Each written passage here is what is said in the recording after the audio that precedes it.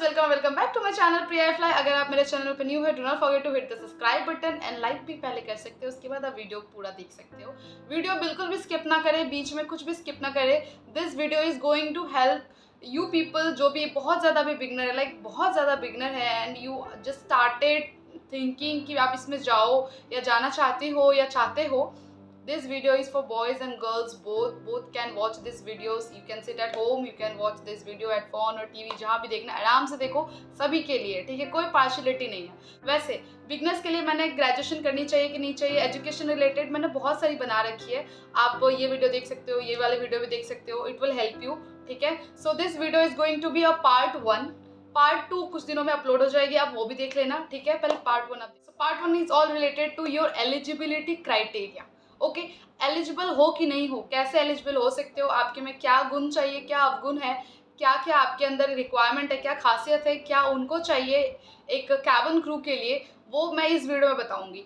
Part 2 में आपको क्या डॉक्यूमेंट्स की रिक्वायरमेंट है वो बता दूंगी। बहुत वीडियो लंबी हो जाएगी, इसलिए मैं शॉर्ट एंड सिंपल में चीज़ों को क्लैरिटी के साथ समझा देती हूँ। So let's start the video.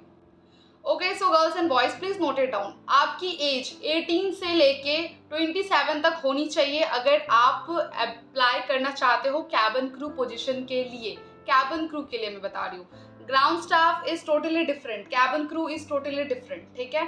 Ground staff जो ग्राउंड पे काम करते हैं, कैबिन क्रू हवा में काम करते हैं। ये शायद थोड़ा ज़्यादा बेटर ऑप्शन मैंने अच्छे से समझाया। सो कैबिन क्रू के लिए आपका सबसे पहला एज 18 ईयर्स होनी चाहिए। अगर आप 17.5 हो तो चलेगा, अगर आपके पास डॉक्यूमेंट सब है तो।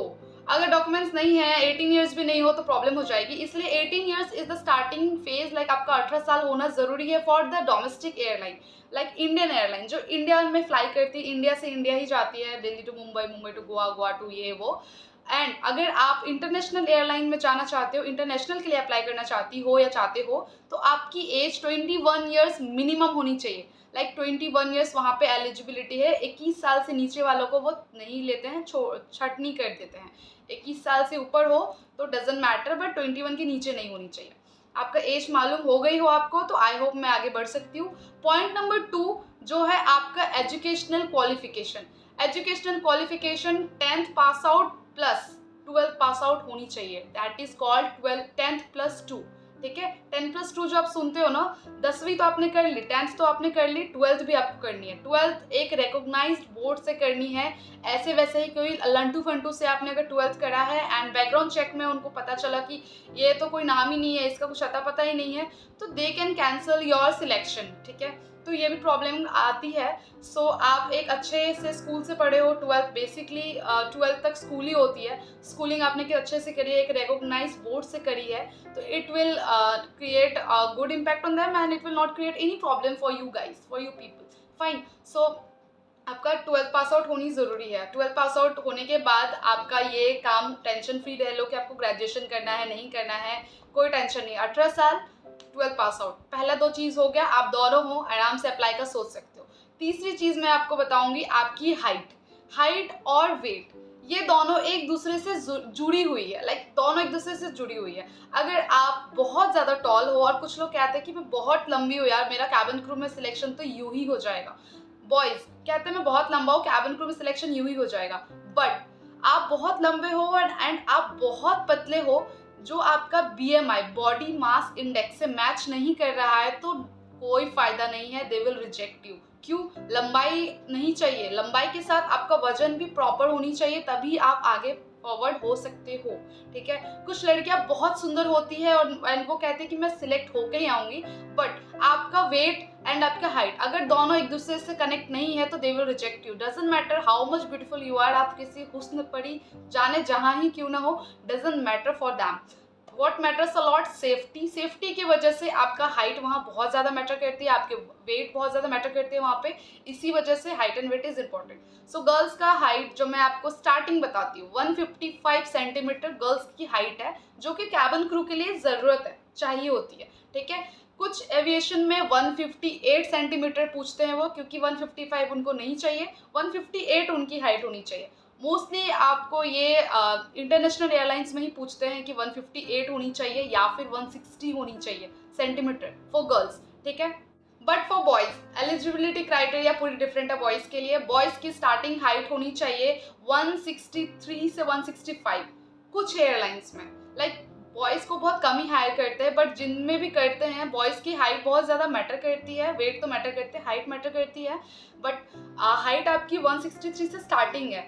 तो सब एविएशन 163 वाले को लेते नहीं है, कुछ कुछ में 163 है, बट आपकी हाइट अगर प्रॉपर 170 है या 165 से 70 170 के बीच में है तो आपको रिजेक्ट करने में वो एक बार सोचेंगे भी, ऐसा टाइप का समझ लो, ठीक है। सो आप अगर अभी छोटे 18 साल के हो, आप अच्छा खासा ग्रोथ बना सकते हो, हाइट लंबाई एक्सरसाइज कर सकते हो boys, and you can go for it. 170 centimetre is the perfect height for the aviation. Like वो नहीं रिजेक्ट कर पाएंगे अगर आपकी ये हाइट है और आपकी वेट बहुत ही अच्छी गजब की है, तो like they can definitely think about you कि चलो यार इसका सही है, ठीक है।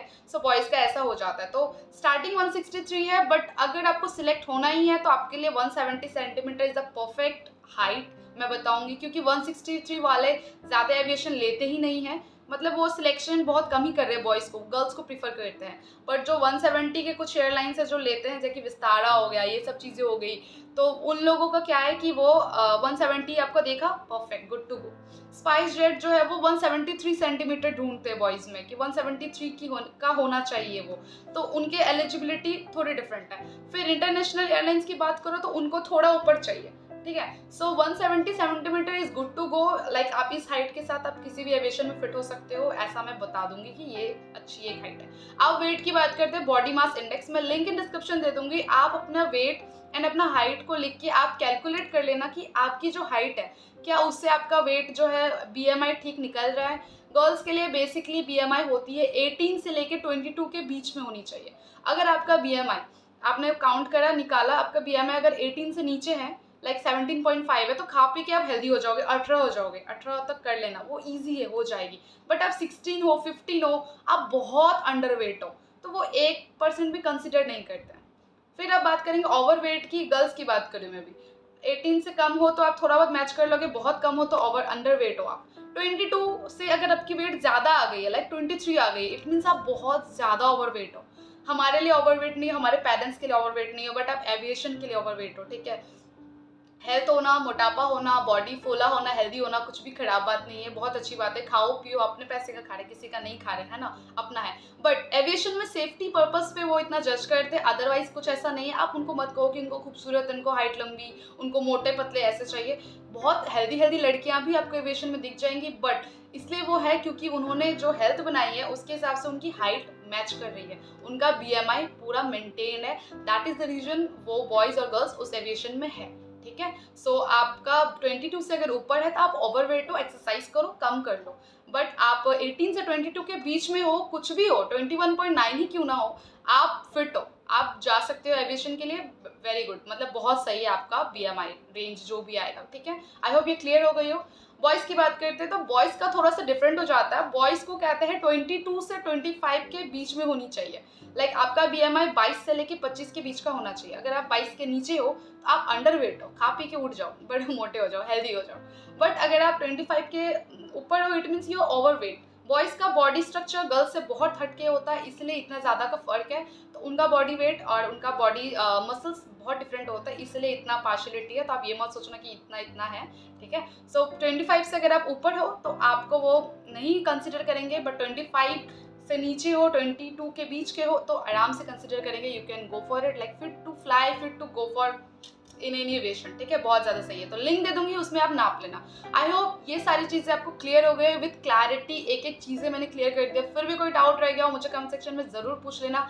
Now I will tell you the main things कि आपके बॉडी में विजिबल टैटूज नहीं होनी चाहिए। अगर प्रॉब्लम नहीं है, अगर वो विजिबल नहीं है तो, लाइक विजिबल नहीं है तो छुपे वाले, यूनिफॉर्म के छुपे वाले एरिया पे अगर है तो कोई प्रॉब्लम नहीं है। बट आपके ऐसे जगह पे हैं जो कि रिस्ट हो गए, है ना, यहाँ हो गए, इन सब चीज़ों में अगर टैटूज है, गले पे हो गया, गले के पीछे हो गया, सो फिंगर्स पे हो गए, हाथ में हो गए, तो it will create a problem. So you can go for laser treatment, like बहुत लोग जाते हैं।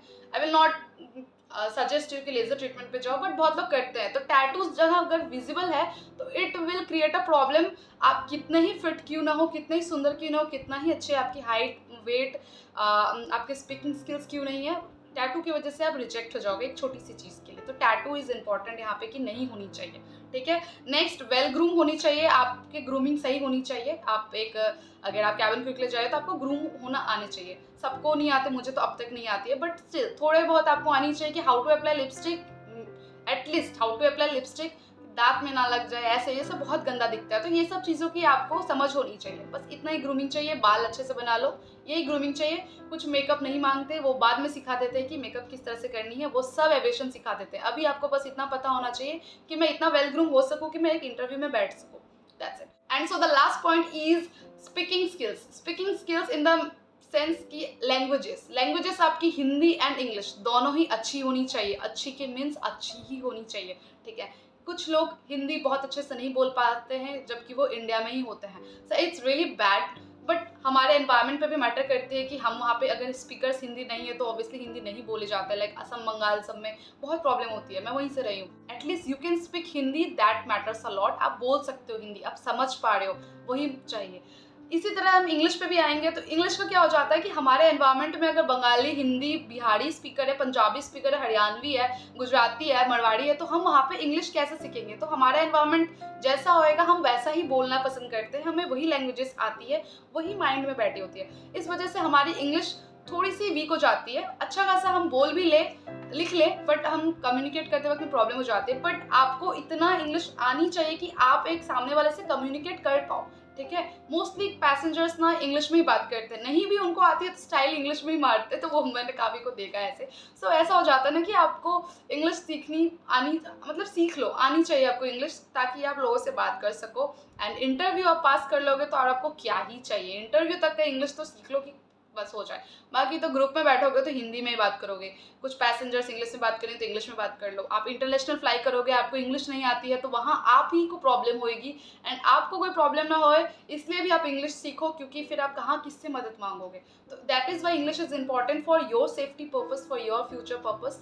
सो इंग्लिश थोड़ी बहुत आनी चाहिए, थोड़ा बहुत भी आता है तो बहुत है, little is also enough, fine, ठीक है। So language is important, Hindi and English आपको प्रॉपरली थोड़े थोड़े करके आनी चाहिए, ताकि आप लोगों से कम बात कर सको, समझ सको और समझा सको, बस इतना ही, ठीक है। So these are the eligibility criteria. सारे पॉइंट मैंने तोड़ तोड़ के क्लियर करें। आई होप बिगनर्स हो या कुछ पुराने भी हो जिनको डाउट्स क्लियर नहीं थे, उनको ये डाउट्स क्लियर हो जाए। सो पार्ट 1 यहीं तक थी, यही सारी चीज़ें थी। आई hope it will help you, it will guide you a lot in future. और जिसको भी आप शेयर करना चाहते हैं जो फ्यूचर कैबिन क्रू बनना चाहते हैं, so you can definitely share this video to them also. I hope उनको भी हेल्प हो जाए चीज़ों का, क्योंकि स्टार्टिंग अगर आपका रूट अगर स्ट्रॉन्ग नहीं है तो आप ऊपर के कुछ स्ट्रॉन्ग नहीं कर सकते। तो रूट इज़ रियली इंपॉर्टेंट कि वहाँ पे आप अच्छे से चीज़ों को समझो, तब आप आगे बढ़ो, ठीक है। So I hope it will guide you guys. And comment करके मुझे ज़रूर बताना कि आपको कैसा लगा, नहीं लगा, अच्छा लगा, कुछ भी डाउट रह गया हो या मुझसे कोई गलती रह गई हो तो वो भी आप बता सकते हो दिल खोल के, कोई इशू नहीं है, ठीक है। So thanks for watching, bye, and don't forget to like and subscribe. Okay, so bye.